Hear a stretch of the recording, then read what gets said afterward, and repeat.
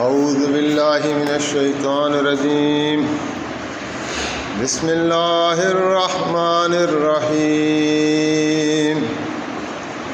ان للمتقین مفازا حدائق وانابا وکواعب اترابا وکاسا دہاقا لا يسمعون فيها لغوا ولا كذابا جزاء من ربك عطاء حسابا رب السماوات والأرض وما بينهما الرحمن لا يملكون منه خطابا يوم يقوم الروح والملائكة صفا لا يتكلمون إلا من أذن له الرحمن وقال صوابا ذلك اليوم الحق فمن شاء اتخذ إلى ربه مآبا إنا أنذرناكم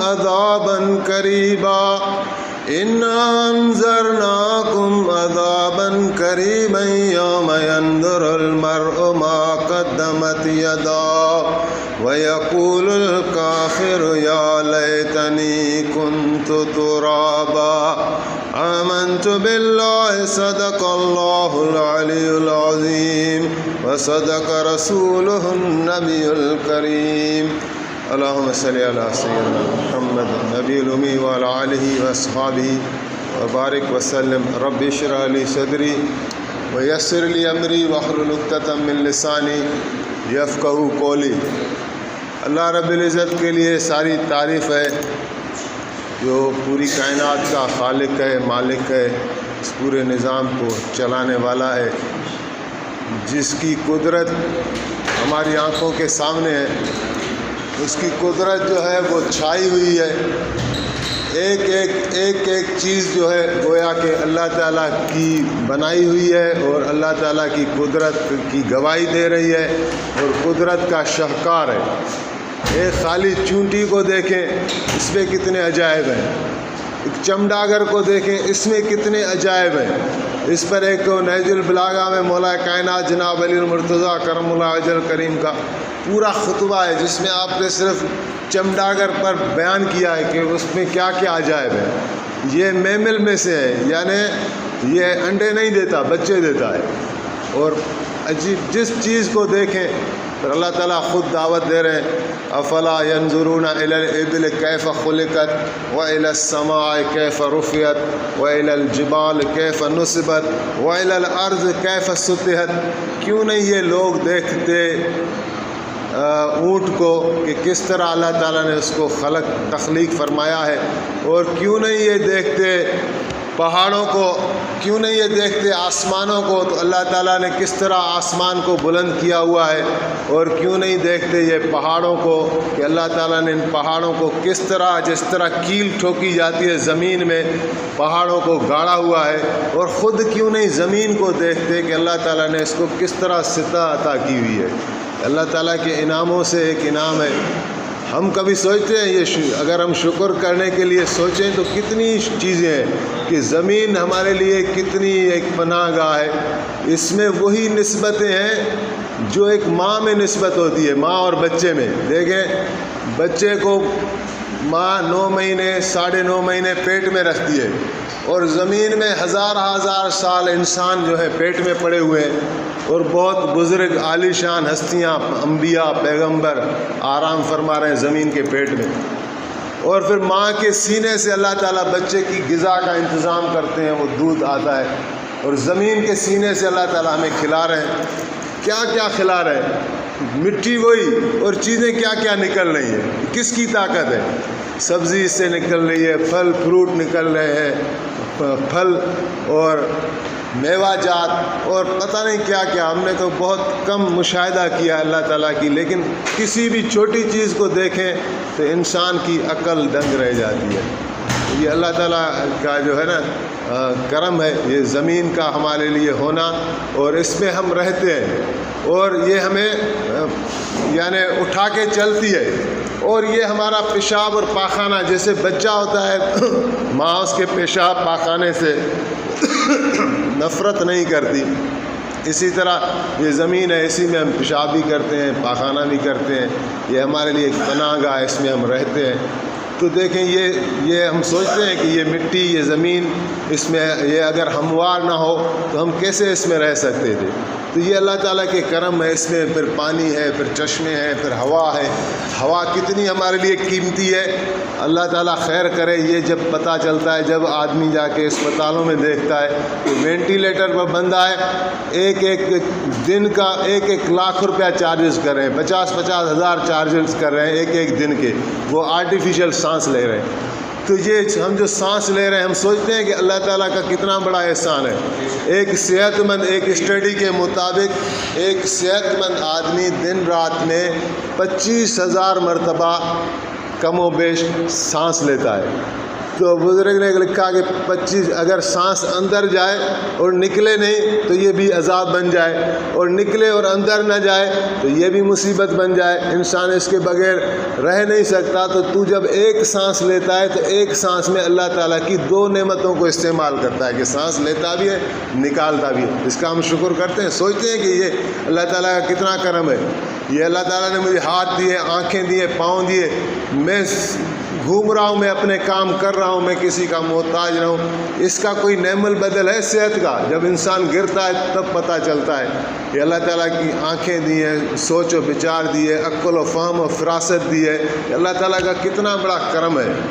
لیکن بہرحال اس دنیا کو فنا ہے، یہ صحت بھی جانی ہے، یہ زندگی بھی جانی ہے، اور ہمارے اعمال کو محفوظ کیا جا رہا ہے۔ اس کے لیے اللہ تعالیٰ نے انبیاء کے سلسلے کو مبعوث فرمایا تاکہ انسانوں کو سمجھائیں کہ آپ کا یہ رہنے کا مقام ہے، یہ دنیا نہیں ہے، آخرت ہے۔ اللہ تعالیٰ نے ایک دن رکھا ہے، دنیا میں آپ اپنا کردار ادا کرنے آتے ہیں، اور اس میں جو آپ کی نیکی ہے، اس میں جو آپ کی بدی ہے، وہی امپارٹنٹ ہے، وہ لکھے جا رہے ہیں، اور وہ آپ سے پہلے وہاں پہنچ جائیں گے۔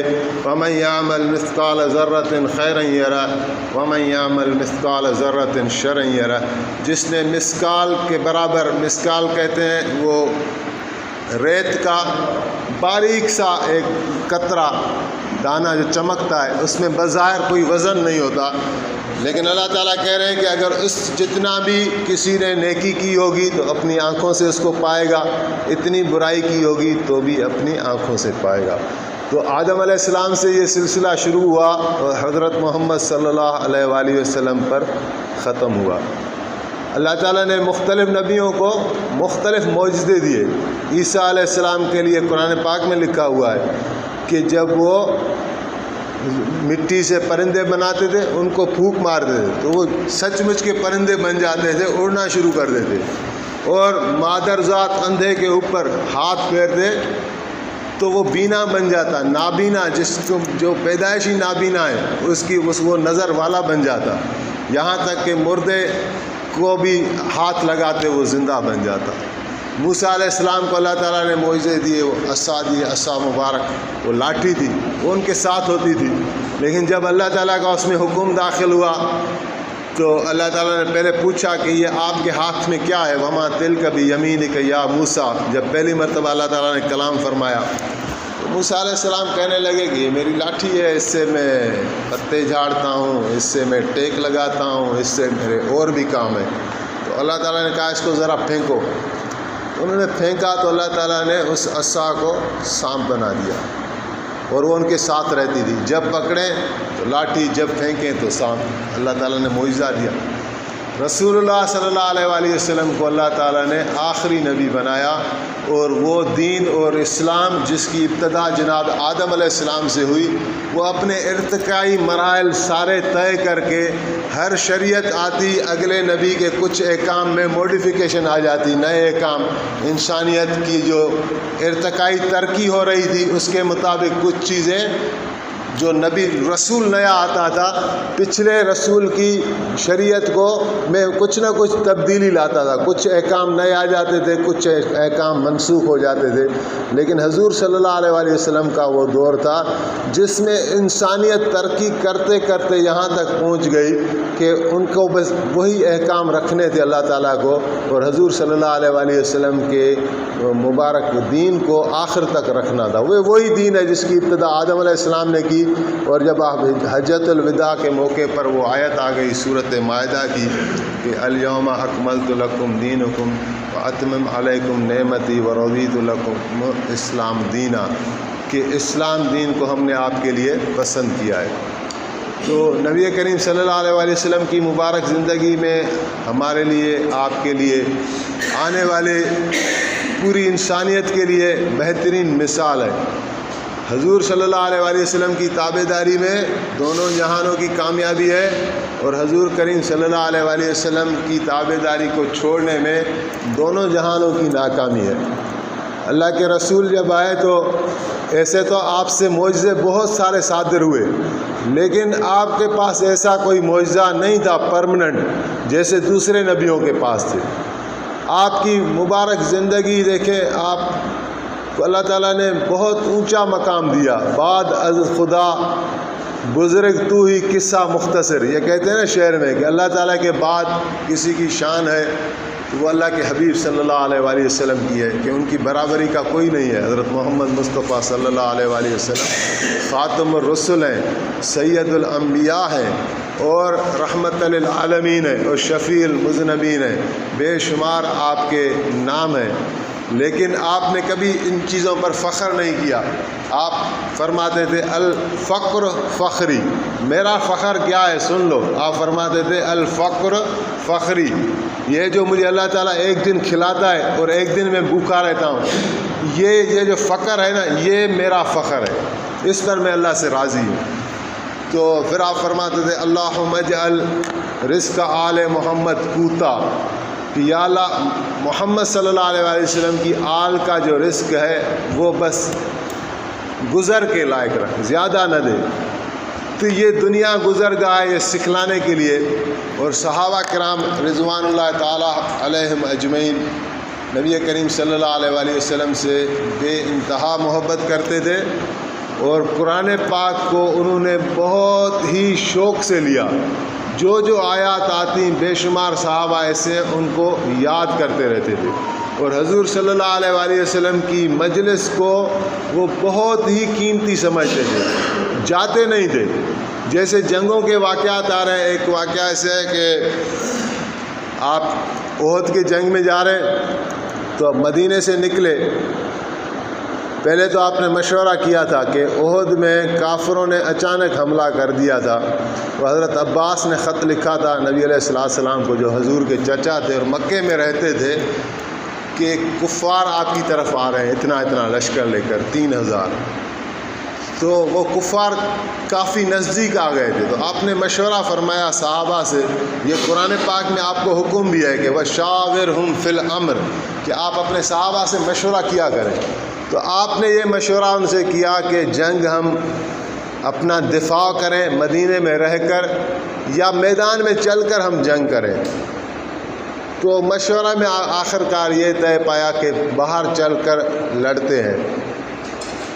تو اس دوران میں حضور صلی اللہ علیہ وسلم نے خواب دیکھا۔ آپ نے خواب دیکھا کہ آپ کی جو تلوار ہے اس میں کافی سوراخ ہیں۔ تو صبح جب آپ نے خواب بیان کیا تو کسی صحابی نے عرض کیا کہ یا رسول اللہ اس کی تعبیر کیا ہے؟ تو آپ فرمانے لگے کہ تلوار سے مراد مدینہ ہے جو بہرحال محفوظ ہے، لیکن اس میں جو سوراخ ہے اس سے مطلب یہ ہے کہ اس جنگ میں ہمارا نقصان ہوگا، خاص طور پر میرے کسی خاندان میں سے کوئی بڑی شان والا جائے گا۔ تو اس میں حضرت حمزہ کی شہادت ہوئی تھی۔ تو جب آپ مدینے سے نکلے تو جو بچے ہوتے تھے نا وہ بھی حضور کا ساتھ نہیں چھوڑتے تھے، زیارت کرتے رہتے تھے۔ جب لشکر نکلا تو بچے بھی ساتھ۔ تو کچھ میل دو میل کے بعد آپ نے جب سفر ایک پہلی منزل کی لشکر کی، تو آپ نے ان بچوں کو واپس کرنا شروع کیا۔ تو ان میں ایک ابو رافع ہیں، اس کی عمر 14-15 سال لڑکپن کی عمر تھی۔ وہ کہنے لگا کہ یا رسول اللہ مجھے لے چلیں کہ میں تیر اچھے چلانا جانتا ہوں۔ تو اس کا والد بھی کہنے لگا کہ یا رسول اللہ یہ صحیح کہہ رہا ہے، اور بیٹے کو کہا کہ حضور جب تمہیں دیکھیں نا تو اپنے ایسے پنجوں پر کھڑے ہونا تاکہ تم تھوڑے بڑے نظر آؤ، تو میں بھی حضور سے تمہاری سفارش کرتا ہوں۔ تو باپ کہہ رہا ہے یا رسول اللہ اس کو لے چلیں، واقعی تیر اچھے چلاتا ہے۔ تو پھر آپ نے اجازت دی۔ ابھی بتانے کا مقصد یہ ہے کہ ہم اپنے آپ کو دیکھیں اور صحابہ کو دیکھیں کہ ان کے کیسے جذبے تھے۔ باپ کہہ رہا ہے کہ میرے بیٹے کو بھی لے چلیں، جنگ کا میدان ہے، کوئی مٹھائی تقسیم نہیں ہو رہی، کچھ بھی ہو سکتا ہے۔ تو اچھا یہ حضور نے ان کو اجازت دے دی۔ تو دوسرا تھا سمرہ بنت جندب رضی اللہ تعالیٰ عنہ، ان کی بھی وہی عمر تھی ابو رافع جیسی، یا کچھ چھوٹے تھے۔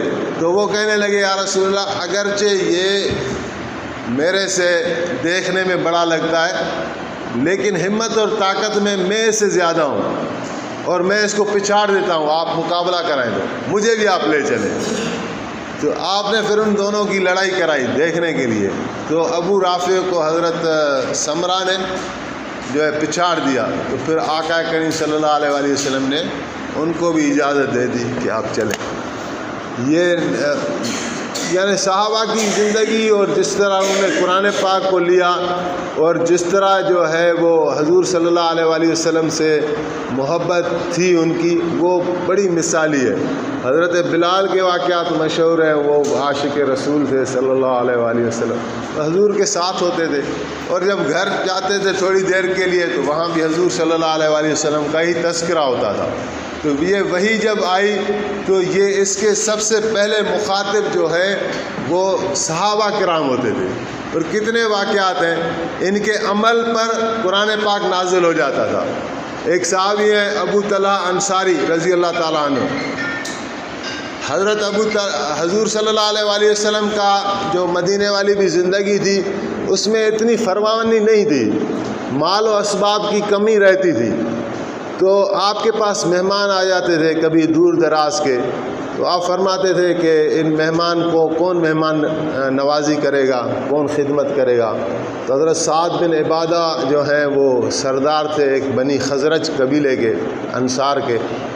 ان کے بارے میں آتا ہے وہ ایک رات کو 70 آدمی بھی لے جاتے تھے، ان کو کھلاتے تھے۔ تو ایک مرتبہ ایک مہمان تھا، اور حضرت ابو طلحہ انصاری نے کہا کہ یا رسول اللہ اس کو میں لے جاتا ہوں۔ تو آپ نے فرمایا ٹھیک ہے۔ وہ جا کے گھر گیا، ابھی پردے کی آیات نازل نہیں ہوئی تھی، تو اپنی اہلیہ سے جا کے پوچھا کہ میں مہمان لے آیا ہوں حضور علیہ الصلوۃ والسلام کا، تو کیا گھر میں کچھ ہے؟ تو وہ کہنے لگی کہ گھر میں بس اتنا ہی ہے، ایک آدمی کا کھانا ہے، تم کھا لو یا میں کھا لوں یا ہمارا بچہ کھا لے۔ تو اس نے کہا کہ بس ٹھیک ہے، ایک کا ہے تو کام بن گیا، مہمان کو کھلائیں گے۔ لیکن فرمایا کہ اگر مہمان کے ساتھ میں بھی بیٹھ جاؤں گا اور کھانے لگوں گا تو کھانا کم پڑ جائے گا، تو آپ ایسا کرنا کہ جب ہم دونوں بیٹھیں تو دیے جلانے کو صحیح کرنے کی نیت سے دیے کو بجھا ہی دینا، تاکہ وہ کھائے اور میں جو ہے اس کے ساتھ بیٹھا رہوں، اس کو محسوس نہ ہو کہ میں نہیں کھا رہا۔ تو اس طرح میاں بیوی نے ایک وقت کا کھانا ایک مہمان کو کھلا دیا۔ وہ رات تو گزر گئی، لیکن وہ صبح جب حضور صلی اللہ علیہ وسلم کی بارگاہ میں پہنچے تو اللہ کے رسول صلی اللہ علیہ وآلہ وسلم نے ان کو بشارت دی، اور صورت حشر کی وہ ایک آیت ہے کہ بل تؤثرون علی انفسہم، کس طرح شاید اللہ کمی بیشی معاف کرے، تو اس صورت حشر میں ہے کہ اس طرح ہے آیت کہ یؤثرون علی انفسہم، کہ ان کو حاجت ہوتی ہے خود بھی کھانے کی، لیکن وہ اپنے نفس پر ترجیح دیتے ہیں اللہ کی محبت کے واسطے، دوسروں کو یعنی کھلاتے ہیں۔ تو ان کی حرکات پر نقل پر قرآن پاک نازل ہو جاتا تھا۔ ایک صحابی ہیں نعمان، حضرت نعمان بن حارثہ، ان کے پاس مدینے میں بہت سارے گھر تھے چھوٹے چھوٹے، تو نبی علیہ السلام جب ہجرت کر کے آئے اور آپ کے ساتھ جو ہے وہ مہاجرین بھی آئے، تو ظاہر ہے کہ مکے والے کا رویہ بہت سخت تھا۔ مہاجرین اپنی جان بچا کر ان کی طرف نکل آئے، ان کے مال، ان کے گھر زیادہ تر وہاں مکے میں ہی رہ گئے اور یہ خالی ہاتھ مدینے میں آ گئے۔ تو ان کو پھر سہارا دیا، آسرا دیا اپنا انصار مدینہ نے۔ تو یہ انصار صحابی ہیں اور ان کے پاس بہت سارے گھر تھے، تو نبی علیہ السلام نے ان سے گھر دلوائے تھے دوسرے مہاجرین کو۔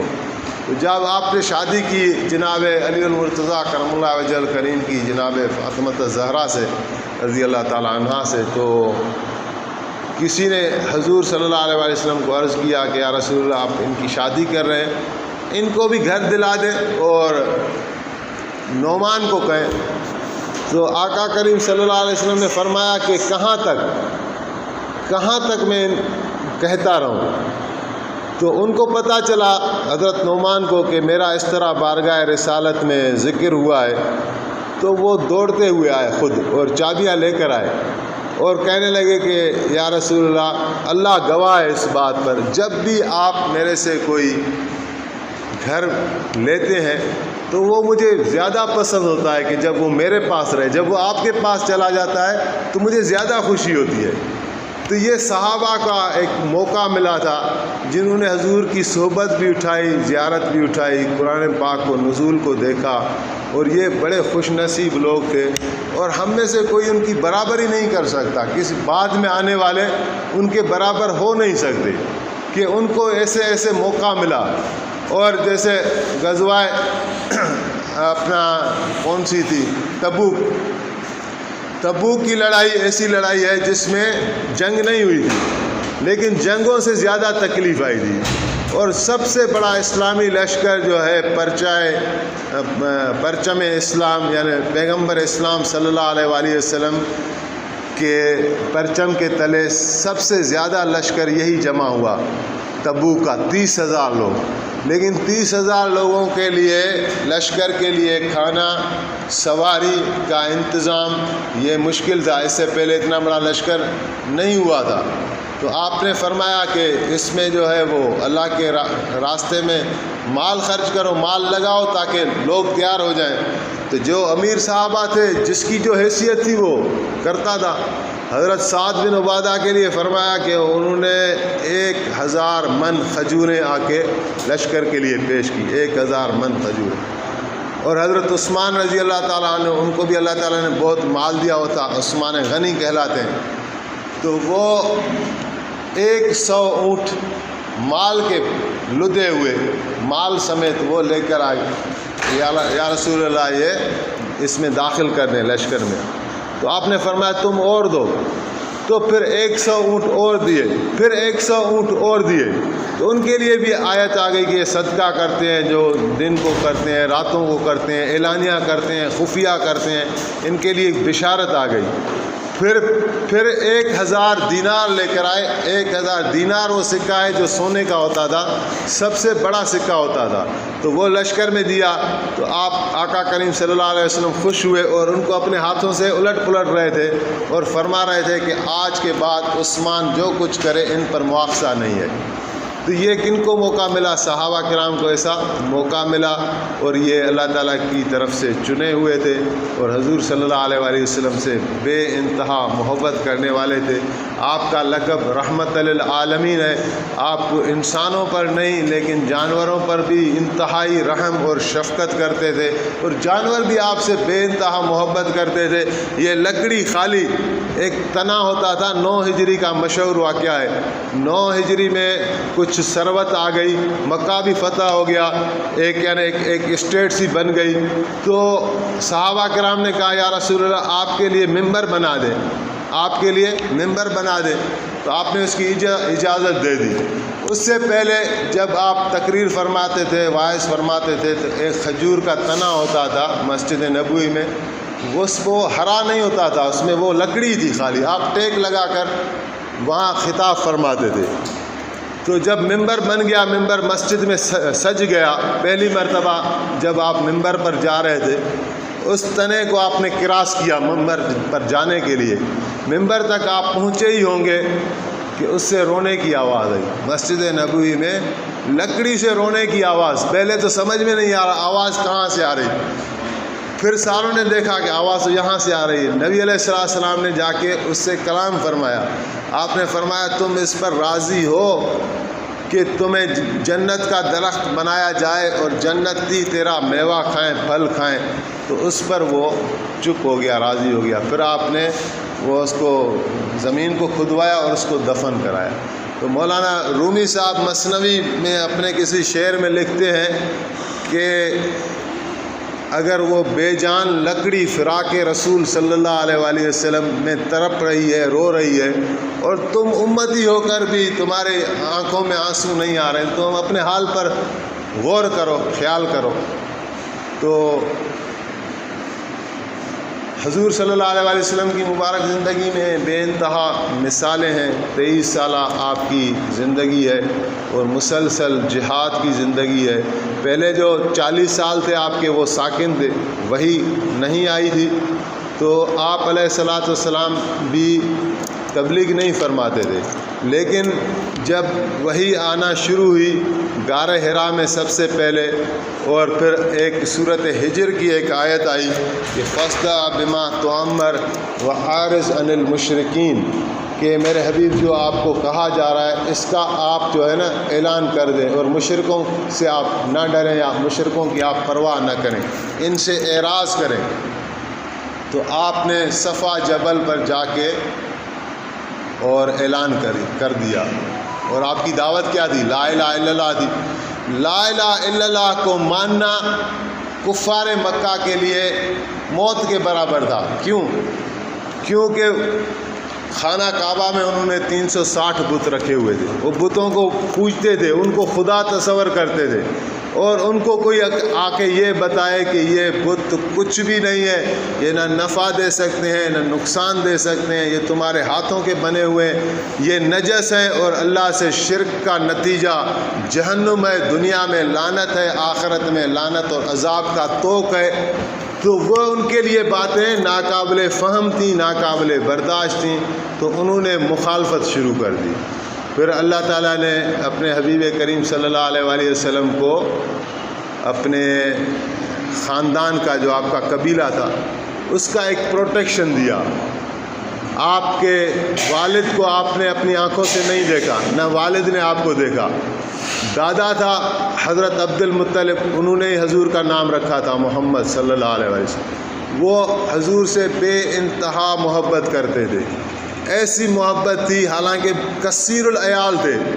بعض میں کہتے ہیں کہ 10 بیٹے تھے حضرت عبد المطلب کو، بعض کہتے ہیں کہ 13 بیٹے تھے، بیٹیاں الگ ہوں گی۔ تو جب اولاد اتنی بڑی ہو اور پوتے پوتیاں پتہ نہیں کتنے ہوں، لیکن حضور پر جو وہ فدا ہوتے تھے اور جو رقت محسوس کرتے تھے حضور کے لیے، وہ اپنے اولاد کے لیے بھی نہیں کرتے تھے، اگرچہ حضور بھی ان کے پوتے ان کی اولاد ہیں، تو لیکن بے انتہا محبت کرتے تھے۔ لیکن یہ ساتھ بھی زیادہ نہ رہا۔ جب نبی کریم صلی اللہ علیہ وآلہ وسلم کی عمر 8 سال کی ہوئی تو حضرت عبد المطلب کو بھی اللہ تعالیٰ نے بلا لیا۔ تو آپ نے بڑی جدوجہد کی یہ پیغام پہنچانے کے لیے اور یہ بتانے کے لیے کہ دنیا عارضی ہے اور آخرت آنے والی ہے، اس کے لیے تیاری کریں۔ آپ خود بھی بھوکے سوکھے رہے، روکھی سوکھی کھا لی، اور دنیا کو کبھی بھی ایک نظر سے نہیں دیکھا کہ یہ بھی کوئی۔ حضرت علی نے فرمایا کہ دنیا کو چھوٹا سمجھتے ہوئے، حقیر سمجھتے ہوئے، اللہ تعالیٰ نے اس کا رخ اپنے حبیب کریم سے موڑ دیا کہ یہ دنیا اس قابل نہیں کہ میں اپنے حبیب کو دوں صلی اللہ علیہ وسلم۔ آپ اپنی بیٹی سے ملنے گئے، محبوب بیٹی جناب فاطمہ الزہرا سلام علیہ، ان سے آپ کا عجیب تعلق تھا، عجیب محبت تھی۔ جب اس زمانے میں بھی ہم نے نہیں دیکھا ایسی مثال کہ جب بیٹی آئے تو باپ، اور باپ بھی محمد صلی اللہ علیہ وسلم نبیوں کا سردار، وہ اپنی جگہ سے کھڑے ہو جائیں اور بیٹی کو ریسیو کریں اور بوسہ دیں، اور جہاں بیٹھے ہوتے تھے ان کو عزت اور احترام کے ساتھ بٹھاتے تھے، اور جب جاتے تھے باہر تو سب سے آخر میں بی بی فاطمہ کی زیارت کرتے تھے، میں باہر جا رہا ہوں، اور جب آتے تھے تو سب سے پہلے آ کے بی بی فاطمہ کی زیارت کرتے تھے۔ تو ایسی محبوب بیٹی، اور حسن حسین سے آپ کتنی محبت کرتے تھے، بے انتہا محبت کرتے تھے۔ تو آپ ایک مرتبہ گئے حال پوچھنے کے لیے، تو بی بی صاحبہ کہہ رہی ہیں بھوک بھی ہے، بیماری بھی ہے، نڈھالی بھی ہے، زندگی تنگ ہے۔ تو آپ اپنی آنکھوں سے بھی دیکھ رہے ہیں کہ وہ لاڈلی بیٹی کا کیا حال ہے شادی کے بعد۔ تو آپ فرما رہے ہیں کہ بیٹی تم اس پر صبر کرو، اللہ تعالیٰ نے تمہارے لیے عزت کافی ہے کہ تم جنت کی تمام عورتوں کی سردار ہو۔ اور پھر آقا کریم نے ان کو مثال کس کی دی؟ موسیٰ علیہ السلام کو۔ آپ نے فرمایا کہ موسیٰ علیہ السلام نے 10 سال ایسے گزارے، وہ کلیم اللہ تھے، کم ہستی وہ بھی نہیں ہے، اللہ کے کلیم۔ 10 سال انہوں نے ایسے گزارے کہ ایک ہی آپ کے پاس کپڑا ہوتا تھا، دن کو وہ لپیٹ دیتے تھے، رات کو اسی کو بستر بنا کر اسی پر سوتے تھے، ایک کپڑے میں 10 سال موسیٰ علیہ السلام نے گزار دیے۔ یہ آقا کریم صلی اللہ علیہ وسلم اپنی بیٹی کو بتا رہے ہیں کہ دنیا سے بس گزرنا ہے، اس کو جو ہے نا، ہم یہاں آئے ہیں یہ مکان بڑے بڑے بنانے، بڑے بڑے کاروبار کرنے، بڑی شہرت، بڑا نام کمانے، اس کے لیے نہیں آئے۔ ہم آئے ہیں تاکہ ہمارے امتحان گاہ ہے، اور آخرت میں ہمیں اٹھنا ہے، حشر میں ہمیں اٹھنا ہے، اور یہ اعمال ہمارے ساتھ ہوں گے، مال اسباب کچھ بھی نہیں ہوگا۔ آج سودا سستا ہے، آقا کریم نے فرمایا آج یہ اگر ایک کھجور دے کر صدقے کی جہنم سے بچ سکتے ہو تو دے دو، ایک کھجور کا دانہ جہنم سے بچا سکتا ہے آج، اور کل جب قیامت قائم ہو جائے گی تو اللہ تعالیٰ فرما رہے ہیں، کسی آیت کا مفہوم ہے کہ اگر اس زمین جتنا بھی سونا کوئی دے دے صدقے میں یا خیرات میں، اس دن تو ہاتھ خالی ہوں گے، لیکن اللہ تعالیٰ ایک مثال دے رہے ہیں کہ چونکہ یہ مہلت کا وقت ابھی ختم ہو گیا، میدان عمل ابھی ختم ہو گیا، پھر اللہ تعالیٰ کہہ رہے ہیں کہ اگر زمین کے برابر بھی کوئی سونا بھی صدقہ دے یا فدیے میں دے تو اسے قبول نہیں کیا جائے گا۔ یہاں جب تک زندگی ہے، جب تک موقع ہے، یہ ایک ایک لمحہ قیمتی ہے۔ تو بس جو کچھ کہا گیا اللہ تعالیٰ مجھے بھی توفیق دے، آپ کو بھی توفیق دے۔ مختصر یہ ہے کہ کم سے کم نماز کی ہم پابندی کریں۔ نماز جو ہے نا، آقا کریم نے فرمایا جس دین میں نماز نہیں اس میں کوئی خیر و بھلائی نہیں، اور فرمایا کہ دین، ایمان اور کفر میں فرق کرنے والی چیز نماز ہے۔ اللہ تعالیٰ نے فرمایا وَأَقِیمُوا الصَّلَاةَ وَلَا تَکُونُوا مِنَ الْمُشْرِکِینَ، نماز کو قائم کرو، مشرکوں میں سے نہ بنو۔ ایک یہ کام کریں، اور ایک جو ہے حرام چیزوں سے بچیں، خاص طور پر حرام کمائی ہے یا کوئی حرام عادت میں، نشے میں یا ایسی میں کوئی مبتلا ہے تو اس سے اپنے آپ کو بچائے۔ کوئی زنا میں مبتلا ہے، اللہ پناہ دے، ایسی بری عادتوں میں، کوئی شراب میں، کوئی نشے میں، ان سے اپنے آپ کو بچائیں، حرام کاموں سے بچائیں جو اللہ نے فرض کیے ہیں، ان چیزوں کو ہم اپنانے کی کوشش کریں اور اپنے اخلاق صحیح رکھیں۔ تو انشاءاللہ اللہ تعالیٰ سے ہم امید کرتے ہیں کہ ہماری دنیا بھی بنائے، ہماری آخرت بھی بنائے۔ اور سبحانک اللہم و بحمدک اشہد ان لا الہ الا انت استغفرک و اتوب الیک۔